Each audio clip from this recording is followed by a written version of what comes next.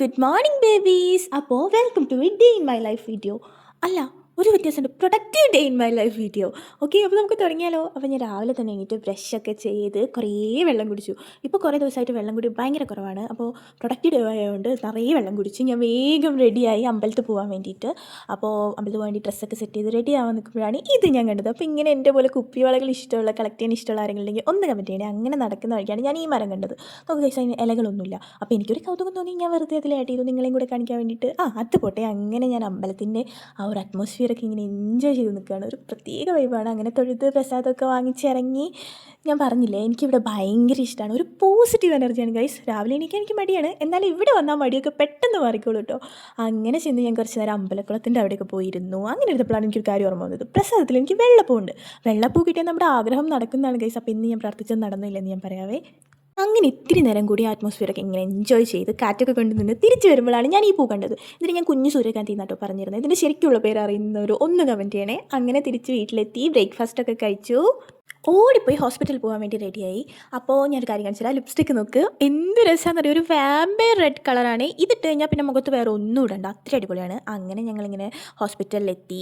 OP ടിക്കറ്റൊക്കെ എടുത്ത് കുറേ നേരം അവിടെ ഇരുന്ന് വെയിറ്റ് ചെയ്തിട്ടാണ് ഞങ്ങൾക്ക് ഡോക്ടറെ കാണാൻ പറ്റി. അങ്ങനെ ഒന്ന് വേഗം ഡോക്ടറെ കണ്ട് ഇറങ്ങി മരുന്നൊക്കെ മേടിച്ച് ഞങ്ങൾ നേരെ പോയത് എങ്ങോട്ടാണെന്ന് അറിയോ ഗൈസ്? ബേക്കറിയിലോട്ടാണ്. അത് പിന്നെ ഒരു നടപ്പാണല്ലോ.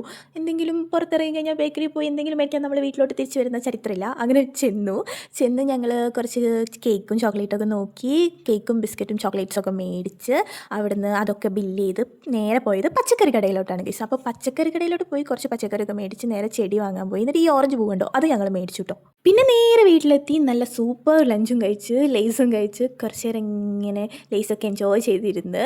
പിന്നെ കുറച്ച് കഴിയുമ്പോൾ കിടന്നു. കുറച്ച് നേരം ടി വി ഒക്കെ കണ്ടിങ്ങനെ കിടന്ന് ഞാൻ ഉറങ്ങിപ്പോയി ഗൈസ്. പിന്നെ ഉറങ്ങി എണീറ്റ് ഇങ്ങനെ വന്നു.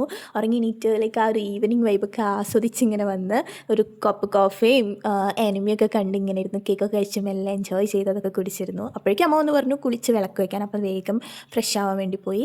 അങ്ങനെ ഫ്രഷായി ഓടിപ്പോയി ഫ്രഷായി വന്ന് വിളക്കൊക്കെ വെച്ചു. കുറച്ച് നേരം പ്രാർത്ഥിച്ച് ഇങ്ങനെ ഇരുന്നപ്പോഴാണ് ഒരു ചോക്ലേറ്റ് ഉണ്ടായിരുന്നത്. അപ്പോൾ ഞാൻ അതും എടുത്ത് കഴിച്ചു.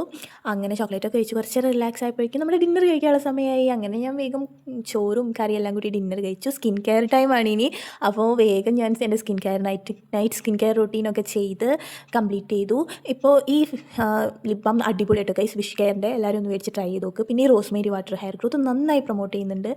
അങ്ങനെ ഞാൻ മുടിയൊക്കെ കെട്ടിവെച്ച് റൂമിൽ പോയി ഇത്തിരി നേരം. എനിക്കിപ്പോൾ പഴയ ഫിലിംസ് കാണാൻ ഒരുപാട് ഇഷ്ടമാണ്. അങ്ങനെ കുറച്ച് നേരം കണ്ടു ഇറങ്ങി. അപ്പോൾ എല്ലാവരും ഒന്ന് സബ്സ്ക്രൈബ് ചെയ്യണേ വീഡിയോ ഇഷ്ടമാണെങ്കിൽ പ്ലീസ്. അപ്പോൾ